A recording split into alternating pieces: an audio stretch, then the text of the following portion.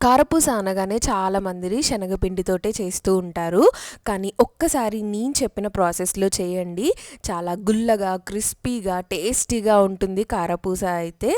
And మనకిక్కడ కారపూస పిండి కోసం 3 గ్లాసుల బియ్యం తీసుకుంటే, 1 గ్లాసు శనగపప్పు తీసుకోవాలి. ఇది కరెక్ట్ కొలతండి. బియ్యం, శనగపప్పు 2 కలిపేసి పిండి పట్టించుకొని ఇంకా మనమైతే కారపూస ప్రాసెస్ స్టార్ట్ చేసేయొచ్చు. మీరు ఎంత కారపూస చేయాలనుకుంటున్నారో ఆ క్వాంటిటీకి తగ్గట్టుగా పిండి తీసేసుకొని చక్కగా అందులో కారం, ఉప్పు వేసుకోవాలి సరిపడనంత. నెక్స్ట్ ఇక్కడ మెయిన్ ఇంగ్రీడియంట్ వచ్చేసి మన కారపూసలో అల్లం వెల్లుల్లిపాయలని మంచిగా మిక్సీ పట్టుకొని ఆ వాటర్ని కారపూస పిండిలో యాడ్ చేస్తున్నాము. ఇది మన అమ్మమ్మలు, నానమ్మలు బాగా చేస్తూ ఉంటారు ఈ ప్రాసెస్లో. ట్రస్ట్ మీ, కారపూస టేస్ట్ అయితే నెక్స్ట్ లెవెల్ ఉంటుంది. నెక్స్ట్ ఇక్కడ పిండి రెడీ అయిపోయింది కదా, కారపూస గిద్దలు లేదా ఇలా కారపూస చేసే మిషన్స్ ఉంటాయి కదా మన దగ్గర.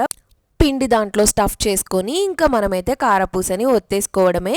ప్రాసెస్ చూసారు కదా ఎంత ఈజీగా ఉందో. కొలతలు కూడా మీరు డెఫినెట్గా నేను చెప్పినట్లు ఫాలో అయితే పర్ఫెక్ట్ క్రిస్పీ కారపూస అయితే రెడీ అయిపోతుంది. అండ్ ఈ కారపూస ఇంట్లో ఉన్నప్పుడు మార్నింగ్ బ్రేక్ఫాస్ట్ అండ్ ఈవినింగ్ స్నాక్స్కి అయితే దాన్ని చేసుకొని మనం తింటూ ఉంటాము, ఈ కారపూస అందులో వేసుకొని. అదేంటో మీరైతే నాకు ఖచ్చితంగా కమెంట్స్లో చెప్పండి. బాయ్.